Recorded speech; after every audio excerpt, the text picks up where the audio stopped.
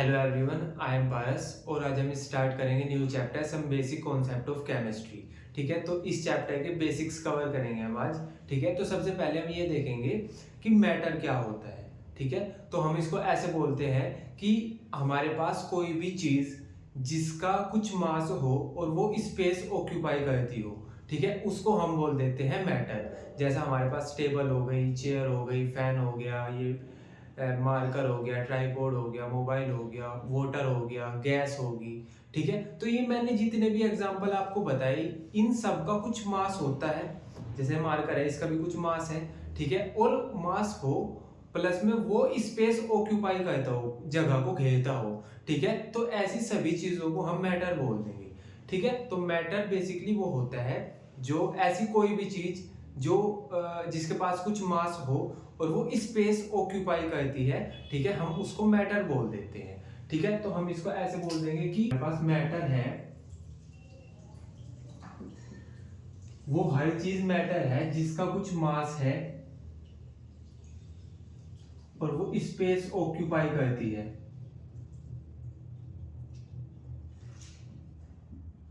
ठीक है, तो कोई भी चीज जिसका अपना कुछ मास है और वो स्पेस ऑक्यूपाई करती है, वो जगह घेरती है, हम उसको मैटर बोल देते हैं। ठीक है, अब हमारे पास जैसा ये मार्कर हो गया, है ना, टेबल होगी, चेयर होगी, सब कुछ मैटर ही है फिर तो, है ना, क्योंकि सबके पास मास है और वो स्पेस ऑक्यूपाई कर रहा है। ठीक है, तो ये जो मैटर होता है हमारे पास, इसकी ना स्टेट होती है, gaseous state, solid state, liquid state. ठीक है, तो एक बार उनके बारे में डिस्कस करते हैं हम। ठीक है, तो जो ये मैटर होता है, इसकी तीन स्टेट होती है। ठीक है, यह तो मैटर होगा हमारे पास सॉलिड, यह तो हो गया मैटर हमारे पास सॉलिड, ये इसको ऐसे देख लो।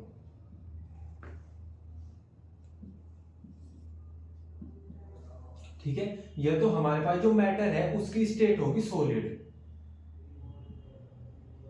यह होगी फिर लिक्विड,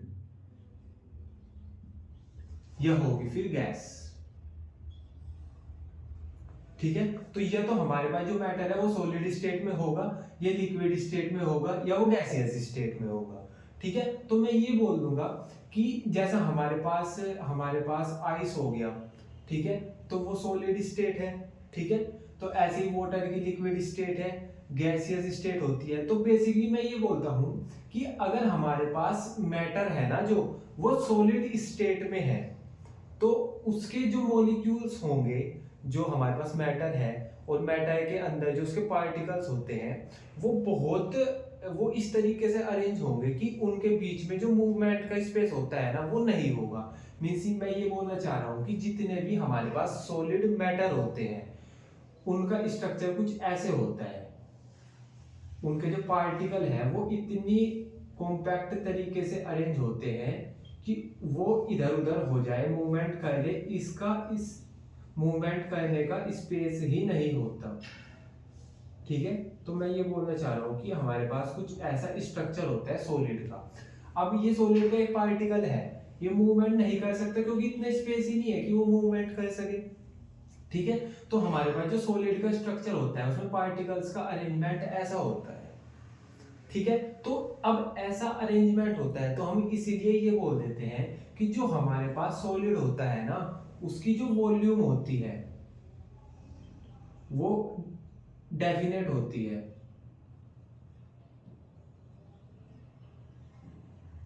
ठीक है, वॉल्यूम इसकी डेफिनेट होती है, मतलब फिक्स होती है हमारे पास। ठीक है, और जो इसकी शेप होती है वो भी डेफिनेट होती है, शेप भी फिक्स होती है, मतलब ना तो इसकी वॉल्यूम चेंज होगी और ना ही इसकी जो शेप है वो चेंज होगी। ठीक है, तो हम ऐसे बोल देंगे जो शेप है इसकी वो भी ऐसी की ऐसी ही रहती है। ठीक है, लेकिन अगर हम बात करें लिक्विड की, तो जो लिक्विड का स्ट्रक्चर होता है ना, उसमें जो पार्टिकल्स होते हैं ना, उनमें थोड़ा मूव करने का स्पेस होता है। ठीक है, तो मैं ये बोल दूं कि अगर मैं ऐसे लिक्विड का स्ट्रक्चर दिखाना चाहूँ, तो उसके जो कुछ पार्टिकल है वो इस तरीके से अरेंज होते हैं।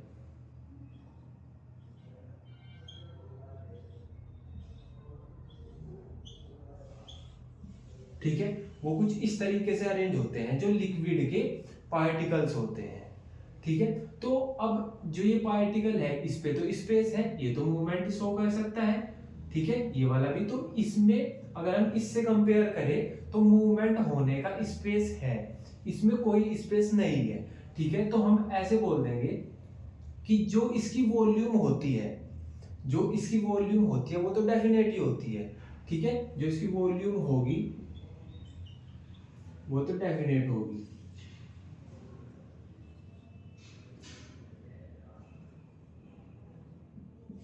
ठीक है, लेकिन जो इसकी शेप होगी वो चेंज होती रहेगी। अब शेप कैसे चेंज होगी, इसका एग्जांपल देखो। जैसे मेरे पास वाटर है, तो अगर मेरे पास 1 लीटर वाटर है और एक गिलास में है, वो तो गिलास की शेप का होगा वो। अगर मैं उसको एक टब में डाल दूं तो टब की शेप का हो जाएगा, मैं बीकर में डाल दूं तो बीकर की शेप का हो जाएगा, है ना। तो मैं वाटर को जिस भी चीज में मैं फिल करूंगा वाटर को, वो उसी की शेप का हो जाएगा। ठीक है, तो हम ये बोल देते हैं कि जो इसकी शेप होती है लिक्विड की, जो लिक्विड की शेप होती है वो नॉन डेफिनेट होती है। ठीक है,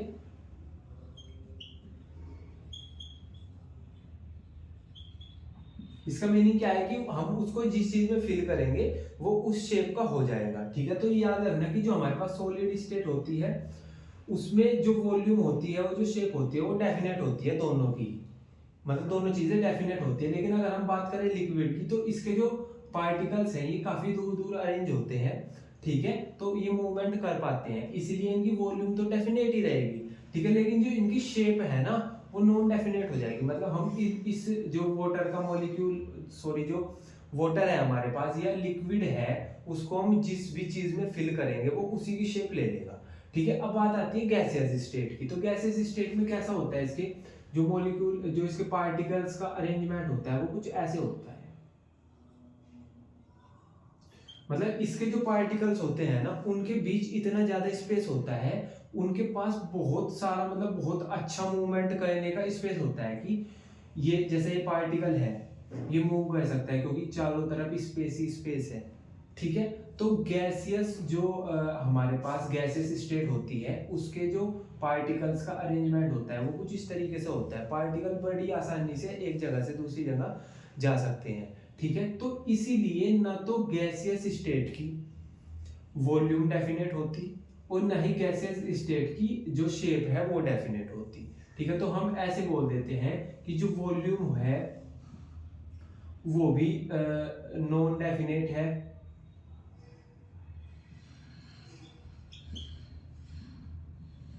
ठीक है, और जो हमारे पास शेप है वो भी नॉन डेफिनेट है।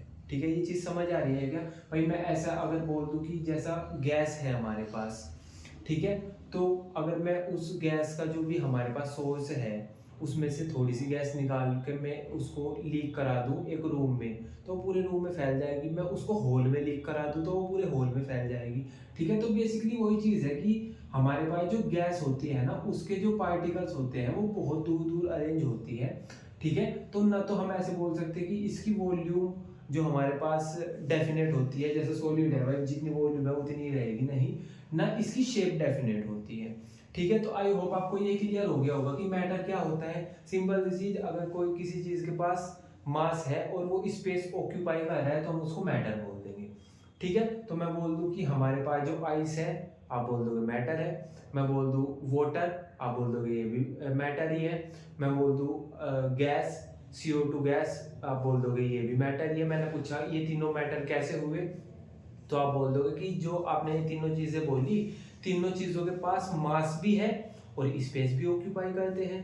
ठीक है, तो मैंने कहा वो चलो ठीक है, हमने ये एग्जांपल देखे मैटर के। क्या क्या देखा हमने, आइस देखा, ठीक है, और वाटर देखा और CO2 गैस देखी। ठीक है, तो अब ये 3 एग्जाम्पल है हमारे पास मैटर के, लेकिन तीनों की अलग अलग स्टेट है। एक सॉलिड स्टेट में है, एक लिक्विड स्टेट में है, गैसियस स्टेट में है। ठीक है, तो हमने ये देखा कि जो मैटर है वो 3 ही स्टेट में प्रेजेंट हो सकता है, या तो वो सॉलिड स्टेट में होगा, या वो लिक्विड स्टेट में होगा, या वो गैसियस स्टेट में होगा। क्लियर है? ठीक है, अब हमने ये देखा फिर जो हमारे पास सॉलिड स्टेट होती है उसमें पार्टिकल्स का अरेंजमेंट ऐसा होता है। तो मैं ऐसे बोल दूं कि जो आइस का मॉलिक्यूल होता है उसमें पार्टिकल का अरेंजमेंट ऐसा होता है। जो लिक्विड स्टेट होती है उसमें पार्टिकल्स का अरेंजमेंट ऐसा होता है। तो हम ऐसे बोल सकते हैं कि जो हमारे पास वाटर है वाटर है उसके पार्टिकल्स का अरेंजमेंट ऐसा होता है, ठीक है, और गैसियस जो हमारे पास स्टेट होती है उसके पार्टिकल का ऐसा होता है अरेंजमेंट, ठीक है। तो हम ऐसे बोल सकते हैं कि जो हमारे पास CO2 गैस है उसका ऐसा अरेंजमेंट है, ठीक है। और बेसिकली आपको ये चीज़ याद रखनी है कि वॉल्यूम डेफिनेट होती है, शेप डेफिनेट होती है आइस की या सॉलिड स्टेट की, और लिक्विड का ये और गैस का ये।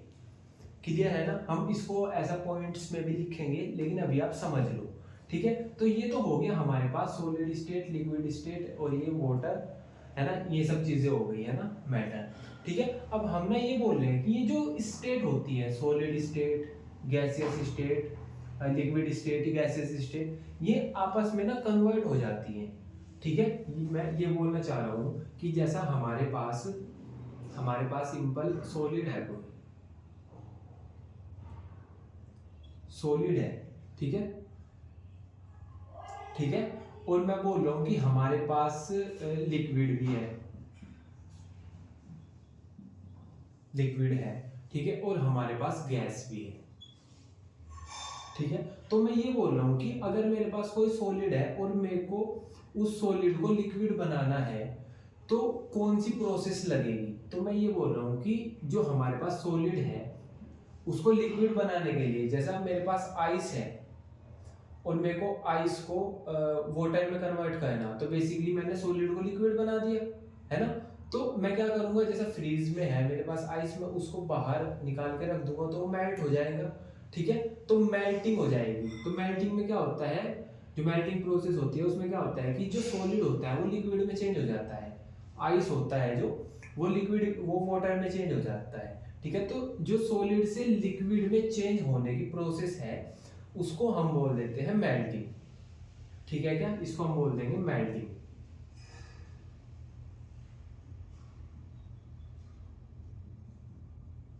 ठीक है। इसको हमने मेल्टिंग बोल दिया, ठीक है। एग्जांपल देख लिया हमने आइस का वाटर में चेंज होना, ठीक है। अब मैं ये बोल रहा हूं कि अगर मेरे को लिक्विड को गैस में चेंज कराना हो, लिक्विड को मेरे को गैस में चेंज कराना हो, तो इसके लिए जो प्रोसेस होती है उसको बोल देते हैं हम वेपोराइजेशन,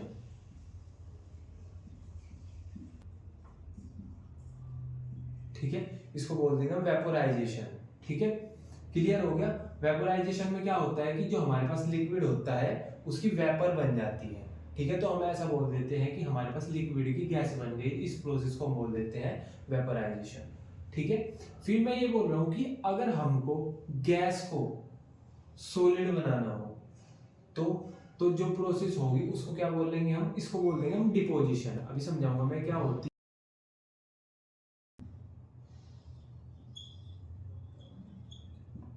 ठीक है। तो जो डिपोजिशन प्रोसेस है उसका एग्जांपल देखो, आपने ये सुना है कि जैसा हमारे पास, आपने कभी ये चीज नोटिस की होगी कि अगर आप बहुत ठंडे एरिया में रहे हो तो होता क्या है कि वहां पे ना, जैसा रूम है तो रूम में वार्म एयर होती है, ठीक है, और बाहर जैसा बर्फ पड़ रही है, ठीक है, तो बाहर का जो टेम्परेचर है वो बहुत ही ज्यादा लो हो रखा है। तो होगा क्या कि वो जो रूम की वार्म एयर होती है वो हमारे पास जो विंडो होती है उस पर बारीक सी लेयर जम जाती है, ऐसा फ्रीज हो जाती है, ठीक है। तो वो हमारे पास एग्जांपल है डिपोजिशन का, ठीक है। तो नॉर्मल सी हमारे पास ये तीन चीजें हो गई, मेल्टिंग हो गया, वेपोराइजेशन हो गया, ठीक है, वेपोराइजेशन हो गया और डिपोजिशन हो गया, ठीक है। तो ये हमने जो सॉलिड लिक्विड गैस है इनको आपस में कन्वर्ट करा लिया, ठीक है। इतना समझ आया ना, ठीक है। अब मैं ये बोल रहा हूँ कि चलो ठीक है, हमने गैस से सॉलिड बना लिया और प्रोसेस को हमने डिपोजिशन बोल दिया, इसका एग्जांपल भी देख लिया, ठीक है, और इसका वेपराइजेशन का भी एग्जांपल देख लिया, मेल्टिंग का भी देख लिया। पर मैं ये बोल रहा हूँ कि अगर मेरे को सॉलिड से गैस बनाना हो डायरेक्ट, मेरे को सॉलिड से डायरेक्ट गैस बनाना हो, उस प्रोसेस को क्या बोलूंगा मैं, ठीक है। तो उस प्रोसेस को हम बोलते हैं सब्लिमेशन, ठीक है, उसको बोलते हैं हम सब्लिमेशन। इस वाली प्रोसेस को बोल देंगे हम सब्लिमेशन। भैया इसका एग्जाम्पल है इसका नेफ्थलीन बॉल होती है ना, जो व्हाइट व्हाइट सी होती है, छोटी छोटी सी है ना, उनको हम ऐसे जहाँ पे कपड़े वगैरह रखते हैं, हम क्लोथ्स वगैरह रखते हैं वहां पे रख देते हैं ना, ठीक है। तो वो जो उनको हम नेफ्थलीन बॉल बोलते हैं, ठीक है है ना। तो वो क्या होती है कि वो ऐसी छोटी छोटी सी बॉल्स होती हैं, ठीक है, और वो सॉलिड स्टेट में होती है और वो डायरेक्ट फिर गैस बन जाती है, ठीक है। तो इसका जो एग्जांपल है सॉलिड से गैस में कन्वर्जन का, मतलब अगर हम सॉलिड को गैस में कन्वर्ट करेंगे तो प्रोसेस को बोल देंगे हम सब्लिमेशन, और इसका जो एग्जांपल है वो है नेफ्थलीन बॉल, ठीक है ना। अब हम ये देख रहे थे कि अगर मेरे को गैस से लिक्विड में कन्वर्ट करना हो, गैस से लिक्विड में कन्वर्ट करना हो अगर मेरे को किसी चीज को, तो इसको बोलते हैं हम कंडेंसेशन, इसको हम बोलते हैं कंडेंसेशन। इसका एग्जांपल क्या होता है, जैसा जो हमारे पास बारिश होती है वो कंडेंसेशन का एग्जांपल ही होता है। वेपर इकट्ठी होती है ना हमारे पास, फिर वो वेपर जब लिक्विड बनती है तो बारिश होती है, ठीक है ना। तो वो हमारे पास कंडेंसेशन का एग्जांपल है। जब गैस मतलब वेपर है ना, जो वाटर वेपर्स होती है हमारे पास, है ना, वो जब लिक्विड में बनती है, लिक्विड में कन्वर्ट होती है, तो उसको बोल देंगे हम कंडेंसेशन। एग्जांपल क्या है इसका, जैसा बारिश का होना, ठीक। अब एक रह गई, अगर मैं लिक्विड से सॉलिड में कन्वर्ट करना चाहूँ कोई चीज, लिक्विड से सॉलिड में, मतलब मेरे को वाटर को सॉलिड बनाना है आइस में, तो सिंपल है, फ्रीजिंग बोल देंगे इसको, है ना, इसको तो फ्रीजिंग बोल देंगे, ठीक है। तो बेसिकली ये हमारे पास 6 प्रोसेस हो गई, है ना, melting, vaporisation, deposition, sublimation, condensation और फ्रीजिंग, ठीक है। ये आप जब तक भी केमिस्ट्री पढ़ोगे आपको तब तक यूज में आएंगी, ठीक है। तो बेसिकली हम ये सब चीजें समझ गए, ठीक है ना, ठीक है। तो अभी हम ये डिस्कस करेंगे कि जो हमारे पास मैटर है ना, मैटर ये कितनी तरह का हो सकता है, ठीक है। तो हम इसको ऐसे देखते हैं कि जो हमारे पास मैटर है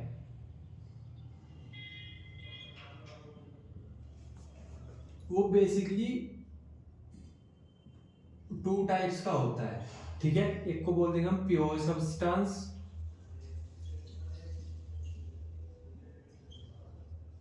और एक को बोल देंगे मिक्सचर, ठीक है, ठीक है। अब अगर मैं प्योर सब्सटेंस की बात करूं तो प्योर सब्सटेंस भी हमारे पास 2 टाइप्स के होते हैं, ठीक है। तो एक प्योर सब्सटेंस का मीनिंग, प्योर सब्सटेंस का मतलब क्या है कि हमारे पास जो मैटर है उसकी कॉम्पोजिशन फिक्स है, उसकी कॉम्पोजिशन फिक्स है।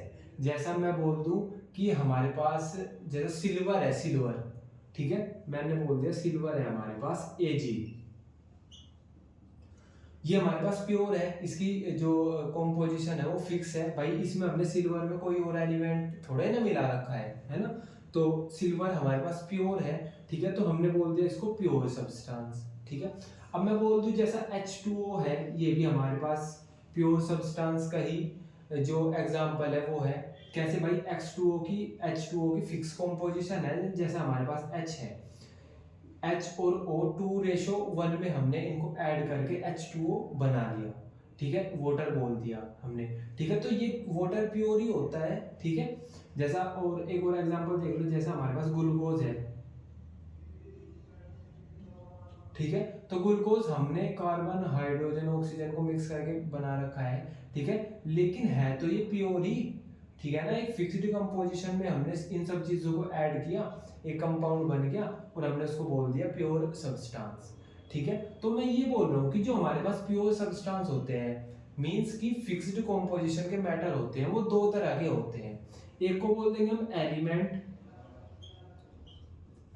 एलिमेंट उस वाले प्योर सब्सटेंस को बोलेंगे जो बस एक ही एटम से मिलकर बना होगा, ठीक है, जो केवल एक एटम से मिलकर बना होगा, उसको बोल देंगे हम एलिमेंट। जैसे हमारे पास ये Ag हो गया सिल्वर, Au हो गया गोल्ड, ठीक है भाई, एक ही है, बिल्कुल प्योर ही है, ठीक है।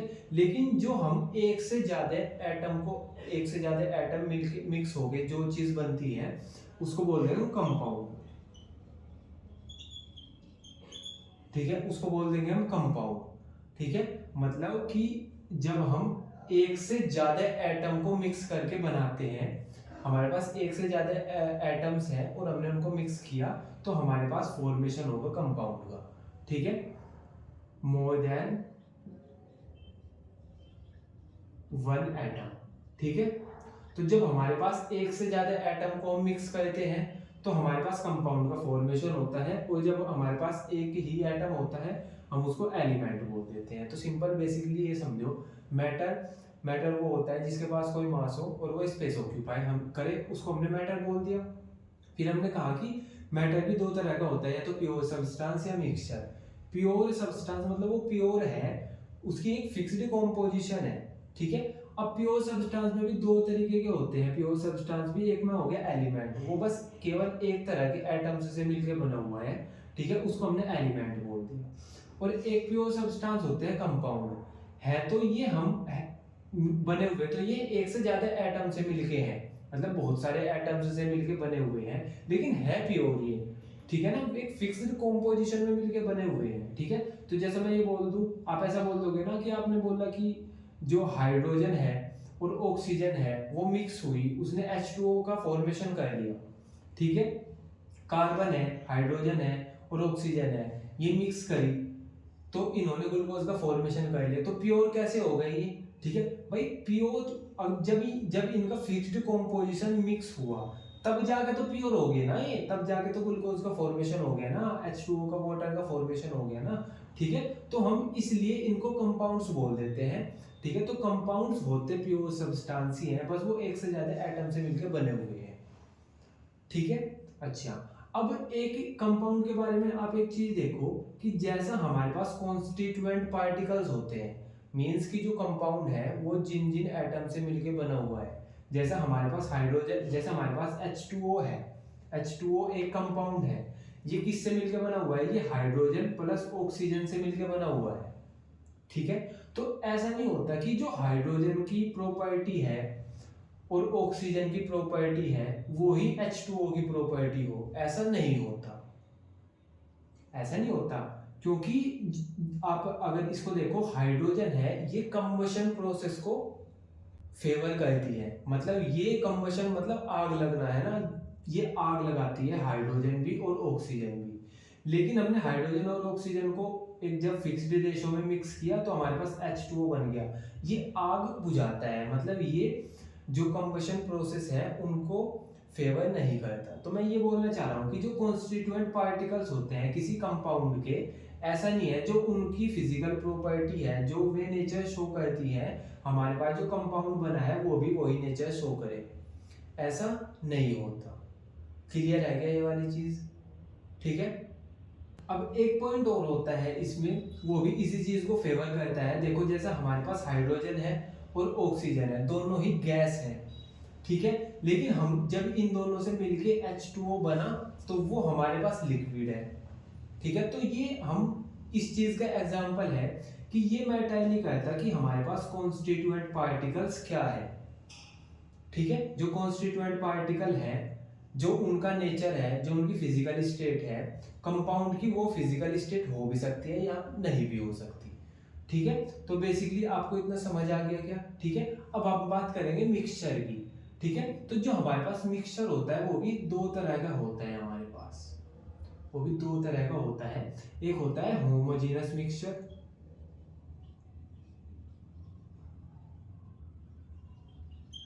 एक होता है हेट्रोजेनस मिक्सचर।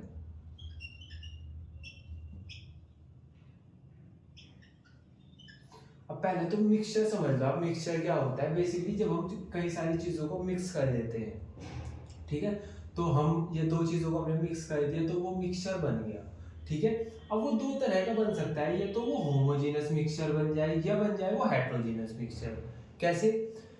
होमोजेनस मिक्सचर वो मिक्सचर होता है जिसकी जो कॉम्पोजिशन होती है वो यूनिफॉर्म होती है। यूनिफॉर्म मतलब थ्रू आउट सॉल्यूशन सेम रहती है।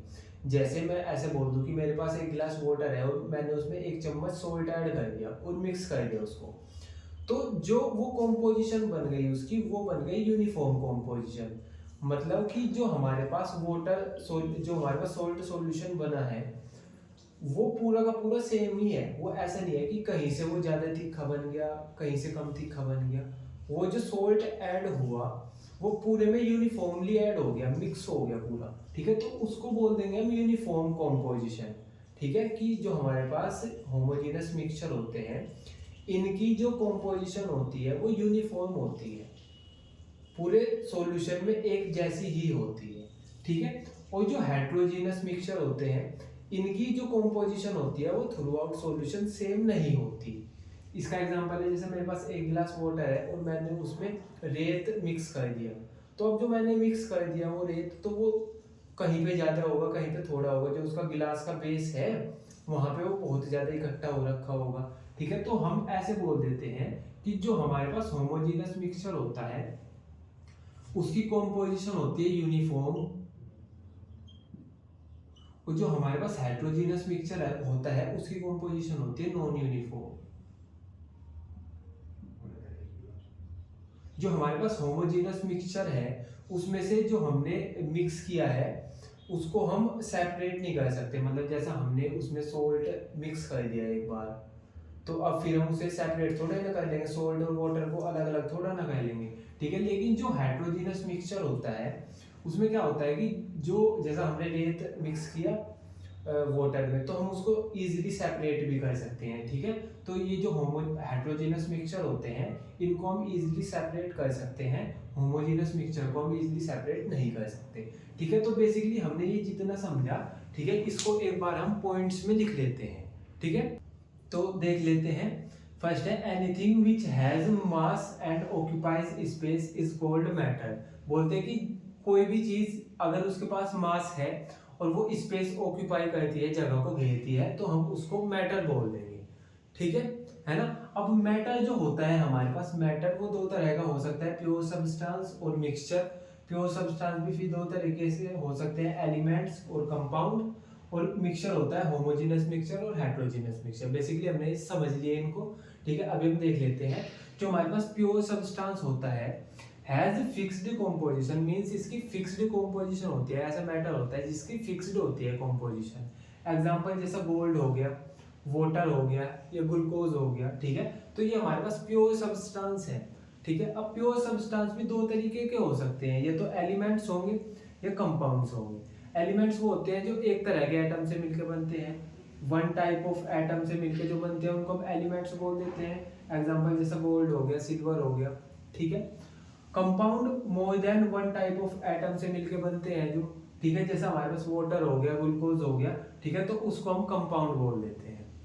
क्लियर है क्या ये वाला पॉइंट? ठीक है, अब कंपाउंड के बारे में एक प्रॉपर्टी है कि properties of compound could be different from those of its constituent elements. जैसा हमारे पास वाटर एक कंपाउंड है, ठीक है, इसका एग्जांपल देखो, जैसा हमारे पास एग्जांपल वाटर है इसका, तो इसके जो कॉन्स्टिट्यूएंट पार्टिकल्स है हाइड्रोजन और ऑक्सीजन, तो ये बोलते हैं कि जो हाइड्रोजन और ऑक्सीजन का नेचर है वो अलग होगा, और जब हम हाइड्रोजन और ऑक्सीजन को मिक्स करके वाटर बनाएंगे उसका नेचर अलग होगा। दोनों का नेचर सेम नहीं हो सकता। इन्होंने ऐसे ही बोला कि ये दोनों का नेचर डिफरेंट होगा। उसके जो कॉन्स्टिट्यूएंट पार्टिकल्स है, कॉन्स्टिट्यूएंट एलिमेंट्स है, ठीक है, उनका नेचर और कंपाउंड का नेचर डिफरेंट होगा। क्लियर है क्या? ठीक है, इसको देख लो। जैसा हमारे पास एग्जांपल है H2O, तो इसमें होता क्या है, hydrogen and oxygen are in gaseous state. Hydrogen हमारे पास गैस की फॉर्म में होता है, ऑक्सीजन भी गैस की फॉर्म में होता है, लेकिन जब हम इन दोनों को ऐड करके वाटर बनाते हैं तो वो लिक्विड की फॉर्म में बनता है। ठीक है, बट वाटर इज लिक्विड। ठीक है, तो हाइड्रोजन और ये जो गैस होती है, हाइड्रोजन और ऑक्सीजन गैसेस फॉर्म में होते हैं। जब हम इनको मिक्स करके वाटर बनाते हैं तो वो बनता है हमारे पास लिक्विड फेज, लिक्विड स्टेट में। ठीक है, अब देखो नेक्स्ट है hydrogen and oxygen support combustion while water oppose combustion. Combustion मतलब जलने वाली रिएक्शन। ठीक है, तो हाइड्रोजन और ऑक्सीजन है वो जलने वाली रिएक्शन को सपोर्ट करती है, लेकिन वाटर अपोज करता है। तो हम बेसिकली ऐसा बोल सकते हैं कि जो हाइड्रोजन और ऑक्सीजन है वो आग लगाती है, और जब हमने हाइड्रोजन और ऑक्सीजन को मिक्स करके वाटर बनाया वो आग बुझाता है। तो टोटली डिफरेंट नेचर हो गया दोनों का। ठीक है, तो ये हो गया हमारे पास बेसिकली प्योर सब्सटेंस और कंपाउंड, प्योर सब्सटेंस, एलिमेंट और कंपाउंड्स के बारे। ठीक है, कंपाउंड्स के हमने 3 पॉइंट पढ़े। ठीक है, इसके बाद बात करते हैं मिक्सचर की। तो ये बोलते हैं कि 2 और more substance mixed in any ratio. तो 2 से ज्यादा सब्सटेंस को जब हम किसी भी रेशो में मिक्स कर दें उसको हम मिक्सचर बोल देंगे। क्लियर है? ये भी 2 तरह के हो सकते हैं, होमोजीनस मिक्सचर और हेट्रोजीनस मिक्सचर। होमोजीनस मिक्सचर का एग्जांपल है सोल्ट सॉल्यूशन। हमने एक गिलास वाटर लिया, उसमें 1 चम्मच सोल्ट डाल के डिसोल्व कर दिया। ठीक है, तो हमको सोल्ट सॉल्यूशन मिल गया जिसको हम होमोजीनस मिक्सचर बोल रहे हैं। होमोजेनियस मिक्सचर में होता क्या है कि यूनिफॉर्म कंपोजिशन होती है थ्रू आउट सॉल्यूशन। मींस कि जैसा मैंने सोल्ट को एक गिलास वाटर में डिसॉल्व करा दिया, तो अब वो यूनिफॉर्मली डिसॉल्व हो गया पूरे सॉल्यूशन में। वो पूरा का पूरा जो कंपोजिशन है वो यूनिफॉर्म रह गया उसका। मींस वो ऐसा नहीं होगा कि कहीं पे ज़्यादा डिसॉल्व हो गया, कहीं पे वो कम डिसॉल्व हो गया, ऐसा नहीं होगा। वो थ्रू आउट सेम कंपोजिशन रहेगा, या मैं ऐसे बोलती हूँ यूनिफॉर्म कंपोजिशन रहेगा।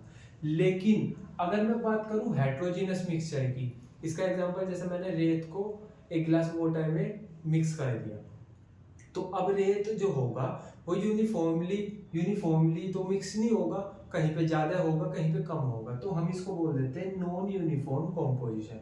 उसकी कॉम्पोजिशन अलग अलग होगी, ठीक है। अब अगर मैंने सोल्ट को एक गिलास वाटर में डिसोल्व करा दिया, तो मैं सोल्ट को और वाटर को अलग अलग तो नहीं कर सकता, ठीक है। तो हमने ऐसे ही लिख दिया कि particles can't easily be separated. तो हम अगर हमारे पास होमोजेनस मिक्सचर है, तो हमने एक बार मिक्सचर बना दिया, हम उसको सेपरेट नहीं कर सकते। हमने सोल्ट सॉल्यूशन बना दिया, तो अब ऐसा नहीं है कि मैं सोल्ट को अलग कर दूं और वाटर को अलग कर दूं। लेकिन जो हमारे पास हेट्रोजीनस मिक्सचर होता है, इसमें क्या होता है, नॉन यूनिफॉर्म कॉम्पोजिशन। तो नॉन यूनिफॉर्म भी होती है, लेकिन particle can easily be separated. हम पार्टिकल्स को सेपरेट कर सकते हैं। जैसे मैंने रेत को मिक्स किया था वाटर में, तो अब मेरे को रेत अलग करना है, वाटर अलग करना है, तो मैं उनको इजीली सेपरेट कर सकता हूँ। तो आई होप आपको क्लियर हो गया होगा, ठीक है। बाकी हम कल पढ़ेंगे। बाय।